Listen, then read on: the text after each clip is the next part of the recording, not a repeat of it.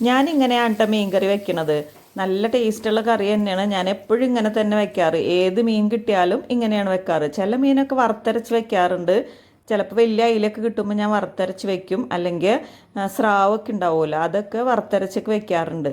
അപ്പോൾ നാളികേരത്തിലോട്ട് മല്ലിപ്പൊടി അപൂർവമാണ് ഞാൻ ചേർക്കാറുള്ളത്. പക്ഷേ ഇന്ന് ഞാൻ മല്ലിപ്പൊടി ചേർത്തിട്ടുണ്ട്. പിന്നെ മുളക് പൊടി, മഞ്ഞൾപ്പൊടി, ഇഞ്ചി, കുറച്ച് വെളുത്തുള്ളി, ഉള്ളി, ഇതൊക്കെ ഞാൻ നാളികേരത്തിലോട്ട് ഇട്ട് കൊടുത്തിട്ട് നല്ല പേസ്റ്റ് പോലെ അരച്ചെടുക്കും.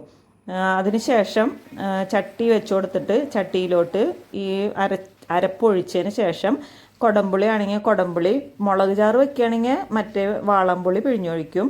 അല്ലെങ്കിൽ കൊടംപുളിയും കറിവേപ്പിലയും ഉപ്പും ഒക്കെ ഇട്ടിട്ട് ഞാൻ സ്റ്റൗമ്മ തിളയ്ക്കാൻ വേണ്ടി വെക്കും. അപ്പോൾ തിളച്ച് കഴിഞ്ഞ് ഒന്ന് തിളച്ച് അതിൻ്റെ പച്ചമണക്ക് മാറിയതിന് ശേഷമാണ് ഞാൻ മീൻ കഷ്ണങ്ങൾ ഇട്ട് കൊടുക്കുക. മീൻ കഷ്ണങ്ങൾ ഇട്ട് കൊടുത്ത് നന്നായിട്ട് ഇളക്കി പാകത്തിന് വെള്ളമൊക്കെ ഒഴിച്ച് മൂടി വെച്ച് വേവിക്കാൻ വയ്ക്കും. ഈ കറി അങ്ങനെ തന്നെയാണ് വെച്ചത്. ഇത് വാളയുണ്ട മീൻ.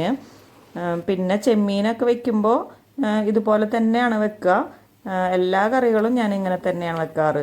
ചിലരുണ്ട് ആദ്യം തന്നെ ചട്ടിയിലോട്ട് വെളിച്ചെണ്ണ ഒഴിച്ചിട്ട് അതിൽ തക്കാളിയും സബോളയും ഇഞ്ചിയും വെളുത്തുള്ളിയൊക്കെ അരിഞ്ഞിട്ടിട്ട് മൂപ്പിച്ചിട്ട് അതിലോട്ട് നാളികേരമൊക്കെ ഒഴിക്കണതൊരു ഞാൻ കണ്ടിട്ടുണ്ട്. പക്ഷേ എൻ്റെ കറി ഇങ്ങനെ തന്നെയാണ്. ലാസ്റ്റ് ഞാൻ കാച്ചി ഒഴിക്കും.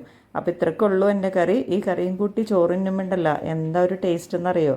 Thank you.